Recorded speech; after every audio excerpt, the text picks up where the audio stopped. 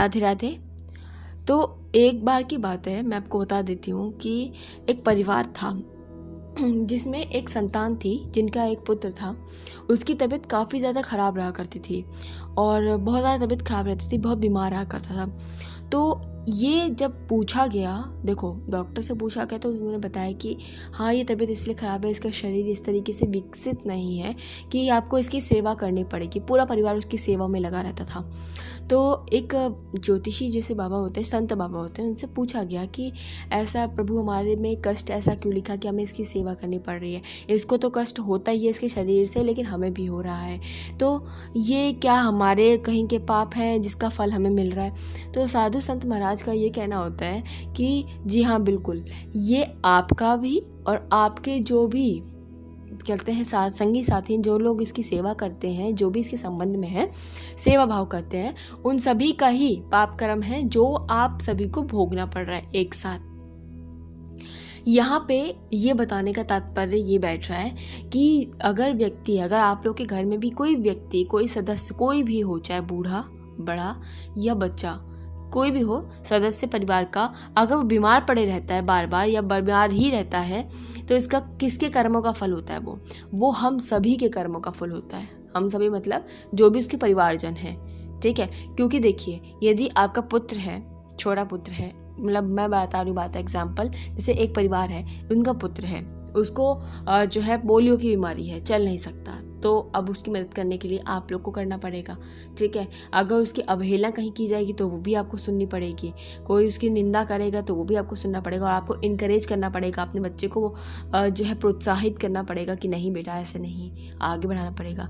या फिर कि क्या बोलते हैं, अगर एक परिवार है जिसमें कि अगर उसका बच्चे की बात ही कर रही हूँ मैं, तो बच्चे को किसी भी ग्रसित बीमारी से वो ग्रसित है, उसका रूप अच्छा नहीं है, उसके कुपोषित है, या फिर उसका शरीर सही से विकसित नहीं हुआ, या फिर वो थोड़ा सा मेंटली दिमाग से थोड़ा डिस्टर्ब बच्चा है, तो वो भी आप क्या झेल रहे हो, क्योंकि आपको पता चल गया आपके घर में इकलौता है बेटा और वो ऐसे ग्रसित है। तो ये किसके पाप का फल हुआ? आपका, आपकी पत्नी का, या आपके घर में किसी जन का?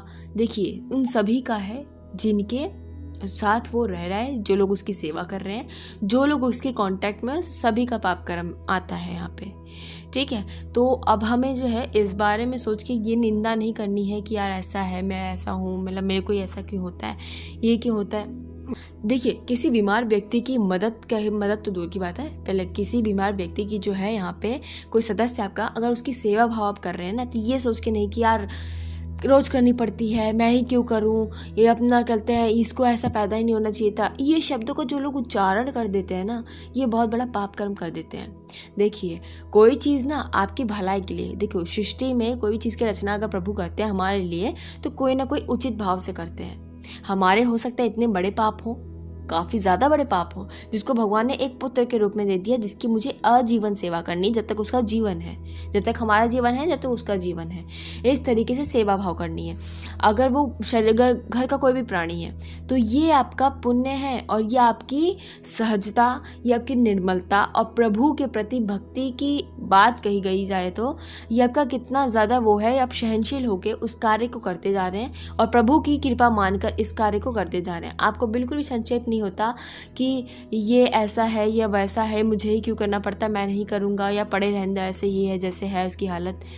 ये आप नहीं कर रहे हैं, क्योंकि आप वहाँ पे उसकी जो है उत्सुकता का, उसकी जो परेशानी है उसको आप समझ रहे हैं, उस जीव की परेशानी आप समझ रहे हैं और उसकी मदद कर रहे हैं, जिससे आपका पुण्य जागृत होगा, ठीक है। तो जो आपके पाप है ना, वो तो कटेंगे, वो कटने के लिए ही वो आया हुआ है, ठीक है। तो आपके पाप जो है पूर्ण तरीके से कट जाएंगे यदि आप उसकी सेवा कर लेते हैं। बस इसी तरीके से है, कुछ बातें हमें समझनी पड़ती हैं।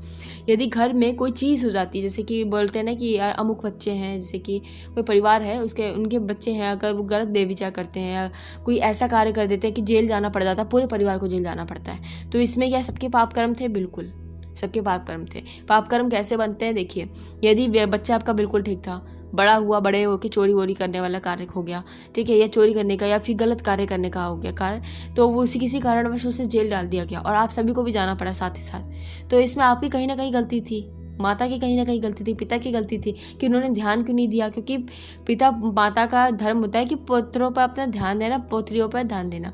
यदि वो ऐसा ध्यान देते हैं तब भी ये चीज़ हो जाती है, तब बात अलग की है कि आपने अपना जो कर्तव्य था वो निभाया, वो उस बच्चे की गलती थी जो उसने गलत कर्म किया, ठीक है।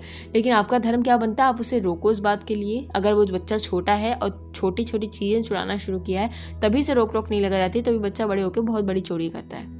तो ये सभी बातें हैं तो जो हर चीज़ से कहीं ना कहीं आपस में संबंध बनाए रखती है। तो ठीक है, तो यह बात आपको समझनी है कि कोई चीज़ हो रही है तो कोई ना कोई कारण से हो रही है।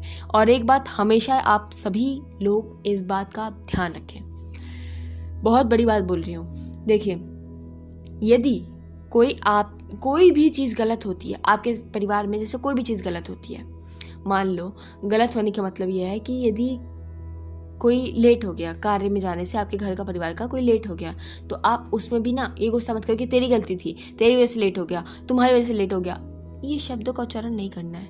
आपको हर परिस्थिति में उचित और अनुचित दोनों ही बात कर रही हूँ, अनुचित और अनुचित दोनों में बोलना है कि ये अगर गलती होती है तो आप ये बोलो कि ये मेरी ही कहीं ना कहीं गलती थी, मेरी गलती के कारण ये हुआ है। गलतियों को माने, अपनी माने, बिल्कुल माने। पूछो क्यों? जैसे कि अगर मान लो, मैं एक तरीका बता रही हूँ कि गैस पे खाना चढ़ा हुआ था, आप बंद करना, आपने बोल दिया किसी बच्चे को, आप बंद करना भूल गए, खुद भी भूल गए उसको याद दिलाने के लिए भी, तो आप उसमें अपनी गलती मानो कि मैं यहाँ से गया क्यों, आखिर मुझे करना क्या था, मैं तो देख ही रहा था कुछ ना कुछ ऐसे फालतू काम कर रहा था, मैं गया ही क्यों, मैं बाहर किसी कोई आया हुआ तो उससे बात करने गया ही क्यों, मैं बंद करके जाता, दोबारा आता दोबारा कर लेता। तो अपनी गलती मानो यहाँ पे, दूसरे की नहीं कि भाई मैंने बोला था तुम्हें, तुमने बंद क्यों नहीं किया, ये शब्दों का उच्चारण नहीं, ठीक है। और एक और चीज़ आती है कि अपनी गलतियों को मानने, ठीक है। और हाँ, जहाँ आपकी वो की जाए प्रशंसा, जहाँ पे आपकी उत्साहिता को बढ़ाया जाए कि अरे वाह कितना बढ़िया बच्चा है यार, कितना बढ़िया काम करता है, देखो देखो कितने बढ़िया बनाया है, देखो कितनी कलाकृति उसकी कितनी बढ़िया है, या फिर देखो कितने बढ़िया नंबर लेके आए, जहाँ पे आपका प्रोत्साहन किया जा रहा है, जहाँ पे आपकी प्रशंसा की जा रही है, ठीक है। प्रोत्साहन तो बढ़ाना होता है, तो प्रशंसा की जा रही है, उस स्थान पर आपको अपने कानों को बंद कर लेना है।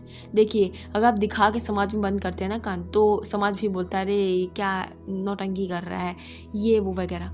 आपको उस तरीके से नहीं करना है, आपको कानों को बंद करना है, लेकिन आंतरिक तरीके से। आप उनकी जो प्रशंसा है ना उसको ना सुनो, उस समय आप नाम जप करो, उस समय आप कुछ और चिंतन करो, उस चिंतन मत करो, आप उस समय मन नाम जप करो, एक एक नाम पे फोकस करो, जैसे राधा राधा, या राम राम, या जय श्री राम, या श्याम पे सदाशिव।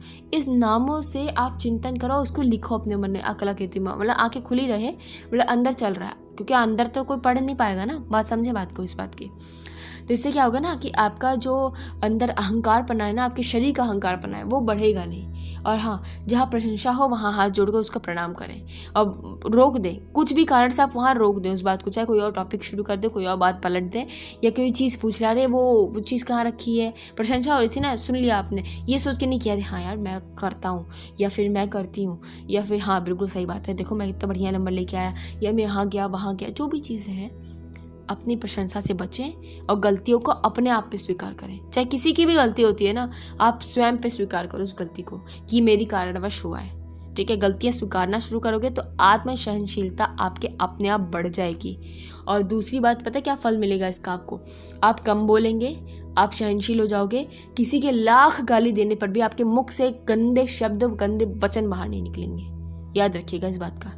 चाहे आपको कोई ना धक्का देके भी चल जाएगा ना, तो आपके मुख से नहीं कि यार बार बार गाली दिए जा रहा है कुछ भी फालतू, तो आप नहीं बोलेंगे, आपका बहुत सहनशीलता हो जाएगी, आप खुद प्रणाम कर कहोगे कि माफ़ करें, गलती हो गई, गलती से हो गया, उनकी गलती थी, लेकिन हाँ गलती खुद पे माने, हाँ माफ़ करें, कोई बात नहीं, आप छोटे नहीं हो जाएंगे।